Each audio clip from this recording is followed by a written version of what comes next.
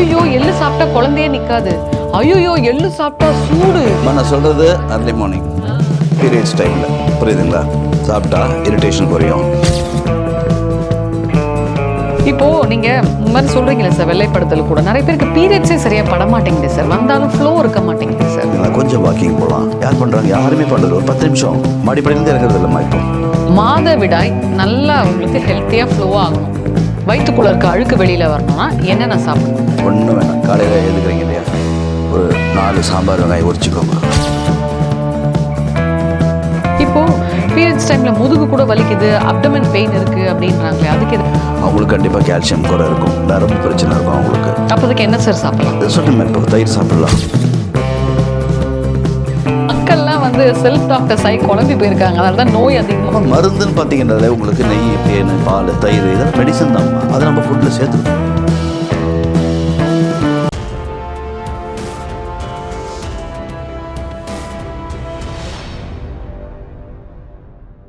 You Tamil நேயர்களுக்கு வணக்கம். இந்த நேர்காணல்ல நம்ம கூட டாக்டர் செந்தில்குமார் இருக்காரு, பாரம்பரிய சித்தா மற்றும் வர்மா மருத்துவர். வணக்கம் சார். வணக்கம்மா.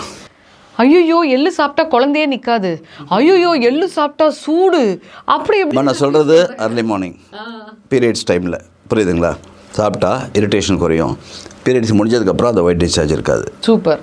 புரியுதுங்களா? இதை வந்து எடுங்க. இப்போ என்ன கூட சொல்லுவாங்க, என்னடா இவர் டாக்டருங்கிறாங்க, இவர் என்கிட்ட வந்து என்ன பாரு, நான் மெடிசன் தரேன்னு சொல்லாமல் எல்லாத்தையும் சொல்லிட்டு இருக்காரு அப்படின்னு சொல்லிட்டு எனக்கு வேண்டாம்மா. கொடுத்துருக்கா, 50 நிறைய கொடுத்துருக்கா எனக்கு. புரியுதுங்களா? அவேர்னஸ் கொடுக்க நான் ரெடியாக இருக்கேன். யாரும் கேட்குறது இல்லை. இப்போ இன்னும் கொஞ்ச நாளில் நான் பண்ணுறேன். எல்லா டிசீஸ்க்குமே வந்து மெடிசன் இல்லை, மருந்தில்லா மருத்துவம். புரியுதுங்களா? அது யோகா, மெடிடேஷன், ஹீலிங் இந்த மாதிரி பவரில் ரெடி பண்ணிகிட்டு இருக்காது. பண்ணலாம். நீ ஒத்துழைக்கணும். நோயாளி ஒத்துழைச்சா மட்டும்தான் என்னால் நோயை வெளியே எடுக்க முடியும். காசை கொடுத்தாச்சு, நமக்கு நோய் சரியாயிடும். நீ கோஆப்ரேட் பண்ணால் தான் சரியாகும். காசு கொடுக்குறது சரியாகாது. இப்போது நீங்கள் இந்த மாதிரி சொல்கிறீங்களே சார், வெள்ளைப்படுத்தல் கூட நிறைய பேருக்கு பீரியட்ஸே சரியாக பட மாட்டேங்குது சார், வந்தாலும் ஃப்ளோ இருக்க மாட்டேங்குது சார். நம்ம அது உடம்பு வந்து, அதாவது காலையில் எழுந்த உடனே ஒரு சின்ன வார்ம் அப் இருக்கணும் உடம்புல. அது இருக்கிறது இல்லை. புரியுதுங்களா? மோஷன் சரியாக போகணும், அது யாரும் கான்சன்ட்ரேஷன் பண்ணுறதில்ல. இது மாதிரிலாம் இது பண்ணாங்க அப்படின்னிங்கன்னா டெஃபினட்டாக வந்து சும்மா கொஞ்சம் இருக்கும். அதெல்லாம் உள்ளுக்குள்ளே தான் கழிவு இருக்கும். வெளியே எடுக்கிறது எப்போ அது? புரியுதுங்களா? இதுக்கு என்ன பண்ணணும்? ஒரு சில விஷயங்கள்லாம் வந்து நம்ம மாதம் மெயின்டைன் பண்ணிக்கணும். என்ன மெயின்டைன் பண்ணணும் அப்படின்னா, ஆகாரம் ஃபுட்டு தான் மெயினாக. ஃபுட்டு தான். இப்போ வந்து பார்த்தா காலையில் டைமில் சூடாக சாப்பிடக்கூடாது, கொஞ்சம் ஆற வச்சு சாப்பிட்லாம். புரியுதுங்களா? சூடாக ஃபுட்டு சாப்பிட்றதுலேயே எஃபெக்ட் இருக்குது. இந்த மாதிரி இருக்கிற ப்ராப்ளம் நான் சொல்கிறேன். அந்த மாதிரி ப்ராப்ளம் இருக்கவங்க ரொம்ப பேர் சூடாக சாப்பிடுவாங்க. புரியுதுங்களா? கொஞ்சம் வாக்கிங் போகலாம். யார் பண்ணுறாங்க? யாருமே பண்ணுறது ஒரு 10 நிமிஷம் மாடிப்படியிலேருந்து இறங்குறது இல்லைம்மா. இப்போ லிஃப்ட்டு தான் இறங்குறது இல்லை. அது மாதிரி ஒரு விஷயம் நல்லா அப்சர்வ் பண்ணியிருக்கீங்களா? இதுக்கப்புறம் அப்சர்வ் பண்ணுங்கள். பார்க்குற நேயர்களுக்கும் சொல்கிறேன். நாய் ஆயுஷன் வாக்கிங் போகிறாங்க பார்த்தீங்களா? அவங்களுக்கு வந்து 90% டிசீஸ் இருக்காதுமா, இன்க்ளூடிங் சுகர். சீரியஸ் மாதிரி நல்ல விஷயம் இது. நாய் ஆயுஷன் வாக்கிங் போகிறாங்க பார்த்தீங்களா? அவங்களெல்லாம் அப்சர்வ் பண்ணுங்கள். டிஃப்ரெண்ட்டாக இருப்பாங்க அவங்க. சாதாரணமாக வாக்கிங் போகிறான் பாருங்கள், ஹெட்செட்லாம் மாட்டிப்பான், இங்கே வச்சுட்டு இருப்பான், அப்போ தான் மீட்டிங் அட்டன் பண்ண போயிட்டு. இதெல்லாம் என்ன பிரயோஜனம்? ஏதாவது யூஸ் இருக்கா இதில்? நாய் ஆயுஷன் போனால் இதெல்லாம் நீங்கள் பண்ண முடியாது. நாய் தான் உங்களை இப்போ கரெக்டாக ஆயிடுச்சுன்னு போவாங்க, கூடவே போகணும். கரெக்டாக ஆயிடுச்சு நீங்கள் வரும், கூடவே வரும். கரெக்டாக இந்த ஒரு 1/2 ஹவரில் அது டியூட்டி அது கரெக்டாக பார்த்துரும். உங்களுக்கு ஹெல்த்து கரெக்ட் ஆகிடும்மா.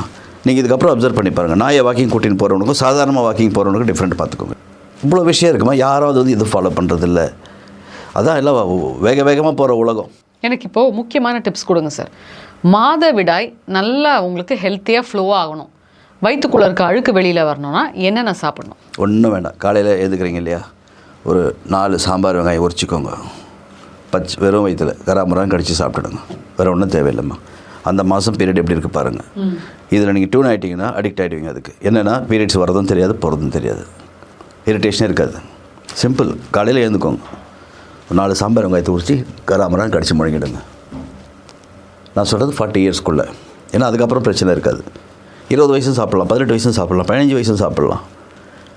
இதை விட பெரிய கொடுமை, 19 வயசாக எத்தனை பேர் வந்து இன்னும் ஏஜ் அட்டன் பண்ணாமல் இருக்காங்க தெரியுங்களா? 19 இயர்ஸ் நானும் பார்த்துருக்கேன் பேஷண்ட்ஸு. ஃபுட்டு தான். அப்போ சொல்லுவோம் அவங்ககிட்ட, மாற்றுங்க, இந்த மாதிரி செய்யுங்க, இந்த மாதிரி செய்யுங்க, உடனடியாக இதை பண்ணுங்க. வரும் ஒரு 6 மாதத்தில் 3 மாதத்தில் வந்திருக்கு. பட் பீரியட்ஸுங்கிறது ஒரு ப்ராப்ளமே இல்லைம்மா. பட் இவங்கக்கிட்ட தான் இருக்காது. எல்லாருக்கும் ப்ராப்ளம் இருக்குமா. ஒன்ஸ் டிசீஸ் வந்துடுச்சு அப்படின்னா அதை வெளியே எடுக்க தான் பார்க்கணும். இப்போ இந்த பீரியட்ஸ் ப்ராப்ளம் இது வெறும் மைண்டர் டிசீஸ். இதுக்கு என்ன பண்ணணும்? அது வெங்காயம் நீ தொடர்ந்து சாப்பிடாது. 1 மாதம் சாப்பிடு, ஒரு 15 நாள் விட்டுடு.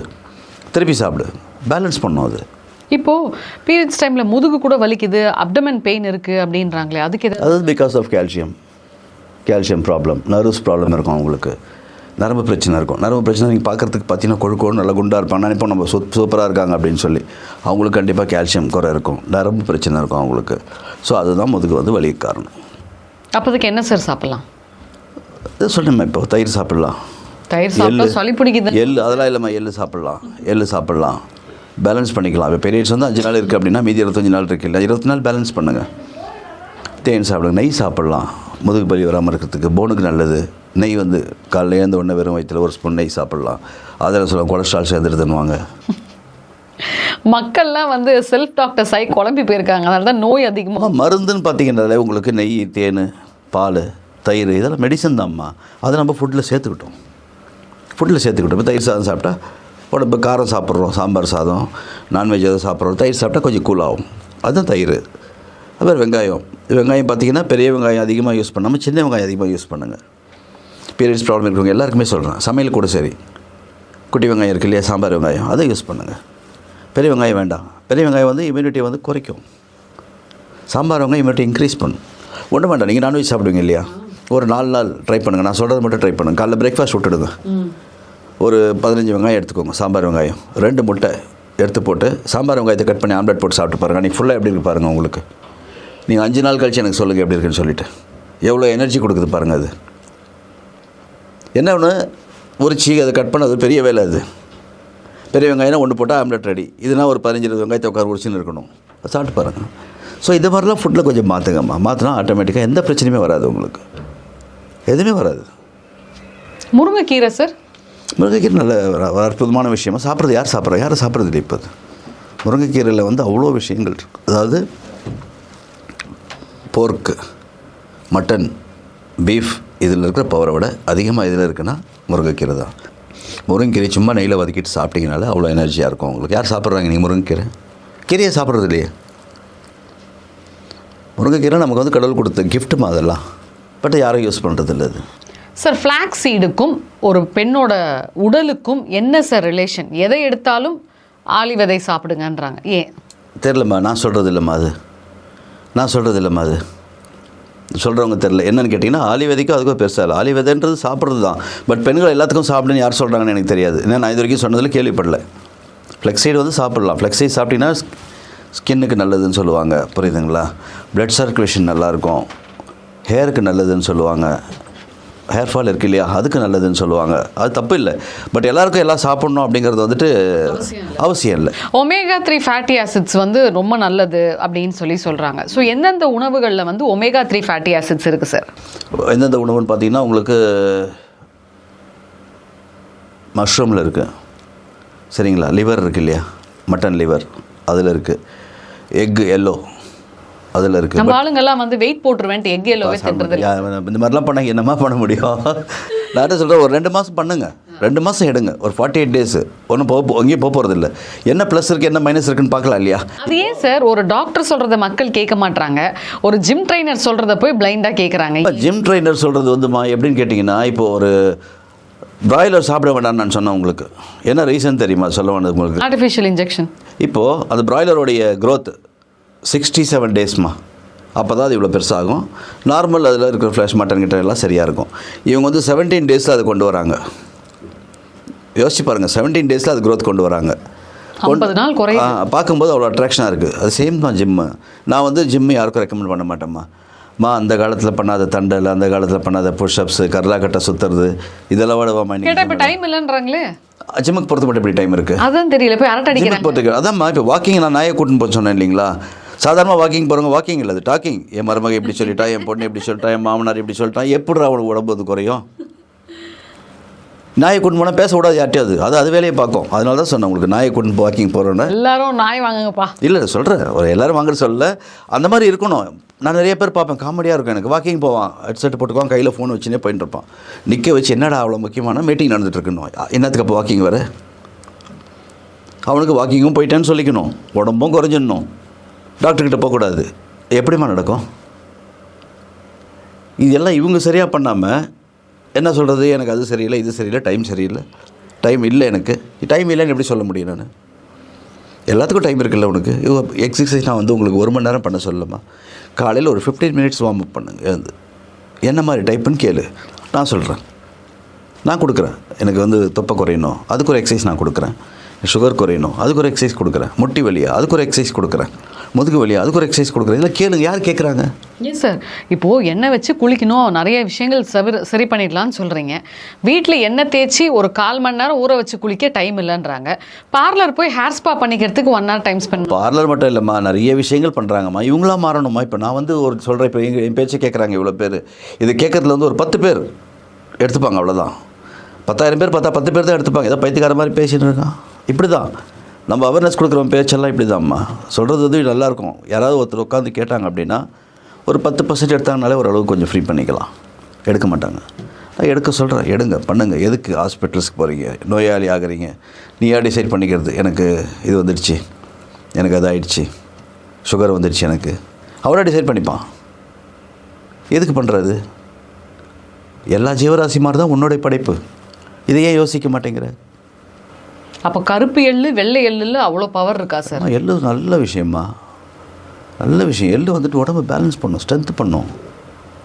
அதில் காயக்கல்பம் பண்ணுறதுக்குலாம் எள்ளு யூஸ் ஆகுது உங்களுக்கு. நம்ம ஆளுங்க எள்ளு சூடுன்ட்டு சாப்பிட மாட்டாங்க. எப்போ சாப்பிட உடனே இருக்குமா? அதாவது அதில் வெள்ளத்தை கலக்கிறோம். வெள்ளத்தை எதுக்கு கலக்கிறோம்? இல்லை ஜீரண சக்தியை உண்டு பண்ணும், இமீடியட்டாக வீரியத்தை கொடுக்கும், சரியா வேலை செய்யும். இதுக்கு தான் சாப்பிட சொல்கிறது. பட் ஆனால் அது என்ன பண்ணுறாங்க, அது அவங்களே டிசைட் பண்ணுறது, சூடாகிடுச்சு அது. பப்பாளி தின்னா கூட நல்லதா சார்? பப்பாளி நல்லதும்மா. பப்பாளி பழம் வந்து காலையில் சாப்பிட்லாம். பப்பாளி பழம் காலையில் ரொம்ப நல்லது. பப்பாளி பழம், லெமன் உங்களுக்கு பேர் என்ன தெரியுமாம்மா?